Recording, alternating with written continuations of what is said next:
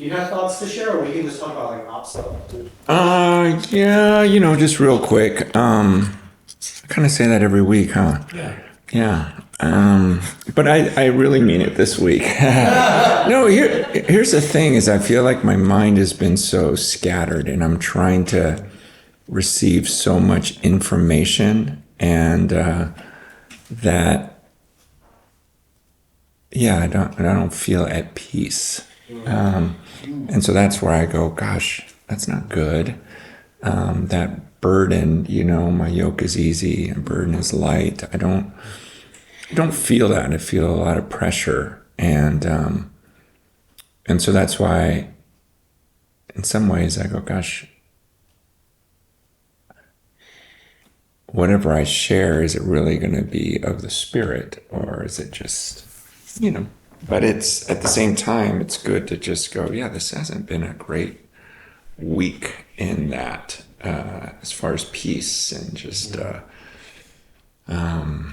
It's the opposite. It just feels like a weight of trying to know everything and refute everything and know who I agree with and what to agree on.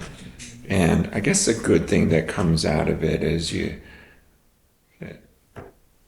don't want to be overly dramatic, but it's almost like you go down a path far enough that, you hit rock bottom where you're just like, ugh, it's impossible.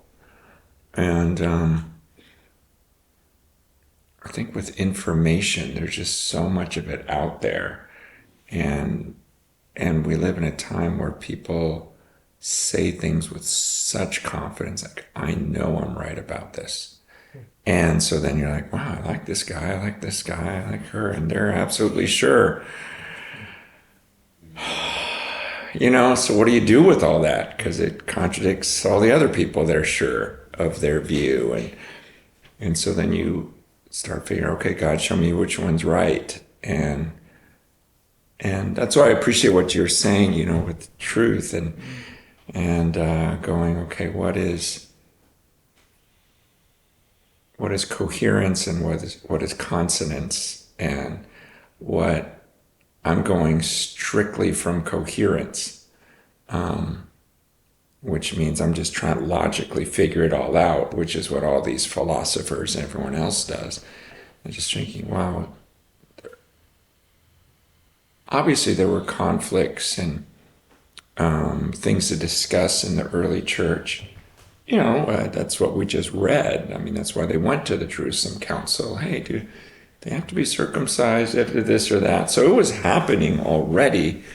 It's just hard for me to imagine. It just seems like in today's world, there's so many of those things. And there are we're talking about 2,000 years of church history now of things to know. And with the last 10 years, it just seemed like it exponentially grew because everyone can throw those ideas online. And now with AI, everyone can throw those ideas online and not sound stupid. So it's like, oh, God, I don't even know what to do anymore. I could spend the rest of my life studying and not, I don't know that I'm going to know and be confident enough to say, everyone follow me on this. But meanwhile, everyone else is confident enough to say, follow me on this. So you're like, I give up. And that may be a good thing where you just go, you know what? Let me just stay in my lane. With AI, you think, okay, who's still going to be valuable now that we have AI, right? That's the big question, is what jobs. And then you want to teach your kids, hey, do this job because that'll still be necessary. AI is never going to replace that. And I don't know, just a thought came to my mind the other day, and I don't know if it's of the Lord, but it seems very in line with Scripture that the people who are most useful to the world now and to the church now are those people who are just closest to God, who can hear his voice and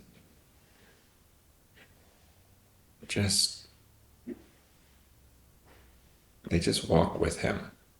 And it's those people that are deep in prayer, that you trust are deep in prayer, because you can just see it. And I think maybe the whole AI thing is good, because I think we have just lifted up those who are most intelligent or the most gifted leaders, the most logical, this or that. And I think I really just want to hear from people who walk with the Lord, like really walk with him, and you see it in their lives, and you see it in the fruit of their lives, and you see it in the peace. That's why I go, gosh, I wouldn't want to hear from myself this week, because that's not me this week. I was just trying to get rest when I could, and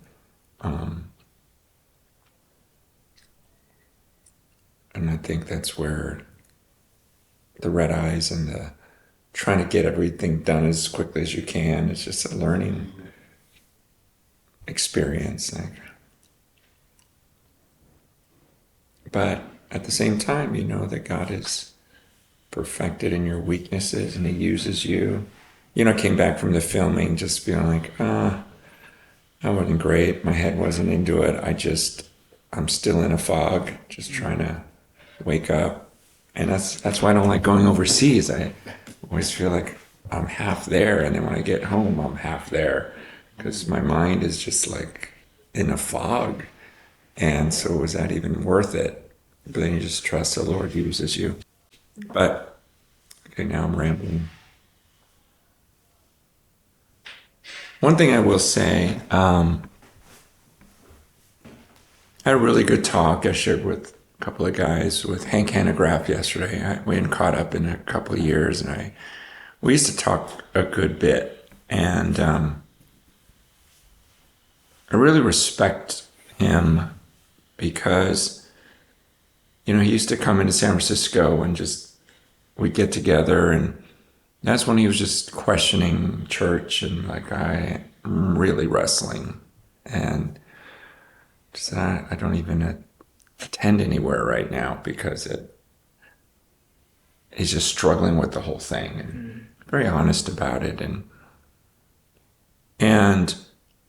we're talking about different things and theological issues, whatever else.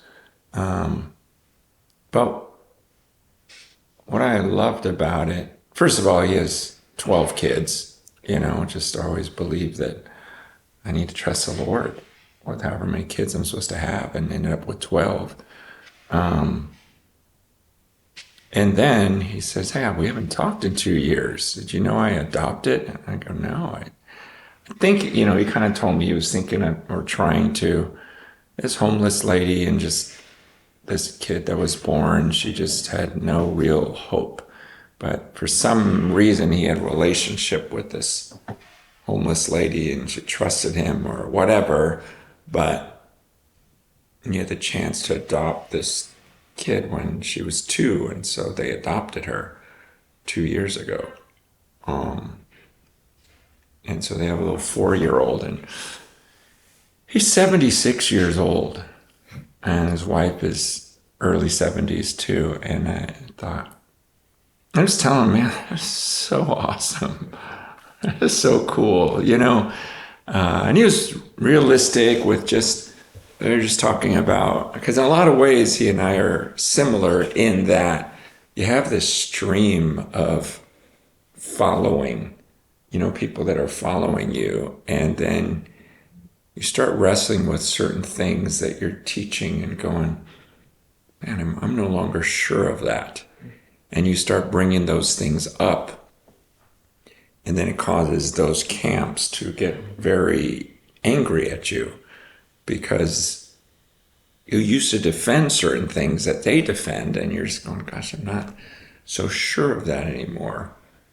And he was the one other guy that I can think of on top of my head that's going, yeah, I just want the truth. I got to know the truth. And I no longer am teaching some of the things I used to teach. And he talked about just the wrestle with that, the internal wrestle of his own pride, just what you're accustomed to, and once you lose it, how it's different. And he was saying, you're one of the few guys that would understand that. And I go, yeah, no, I totally get it. But I want the truth. And all that to say, he's just talking about, he goes, I haven't met some of your kids. I really want to meet your kids. I see some things online. They just seem like beautiful people. And God cares about families so much. And you got to meet some of my kids. And I don't know, it was just nice to hear him talk about family and relationship and just the kindness, the love that he would show amidst being this brainiac who just seems to know everything. It's easy for us today to just get in that intelligence mode and lose the very core of the gospel, which is loving like Christ loved. And so you end up lifting up all these people who know a lot of stuff and information, maybe. But yeah, truth is the Lord's. He is truth. And we can't, what I do know from Scripture, because, I start questioning everything, because everyone's questioning everything online. It's like, wow, maybe I'm wrong about all of this stuff. It's like, well, what do I know?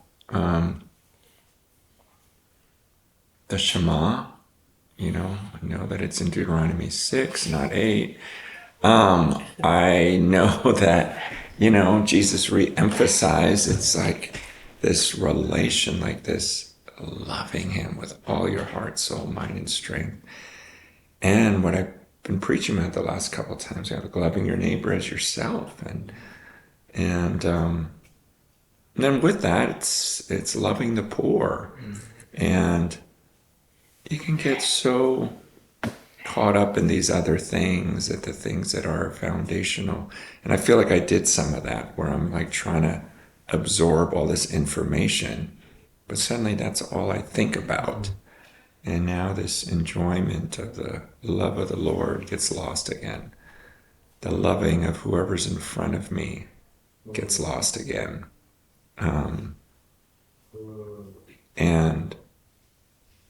And then the concern for those who are suffering deeply right now, and that I can help alleviate their suffering, I lose all of that. And that stuff I know, this is what the Lord wants. But I'm constantly grappling with the stuff I'm not sure of. And so, anyways, I just want to encourage us to not lose sight of the things that we know and need to pursue. Because in the end, how else are we going to know truth unless we commit ourselves to those things? God gives generously. Like, it's those who are caring for the poor that when you cry out, he says, "Here I am," according to Isaiah 58. So, not to lose sight of that amidst this time when. And I also know that I get it more than most, maybe more than anyone, because I'm so not committed to a camp that it's almost like everyone's trying to pull me into their camp because I don't align myself. And because then they could just study that. Free agent. Yeah. It's a free agent. I'm LeBron this year. Is he gonna, just go wherever? That's a good point. I feel like a free agent. And so then it's like, okay, what do I just know I want to play ball. I don't know where I'm going to take my talents. But, It's weird. It's just such a weird, and it can be burdensome, and I don't want to feel that way.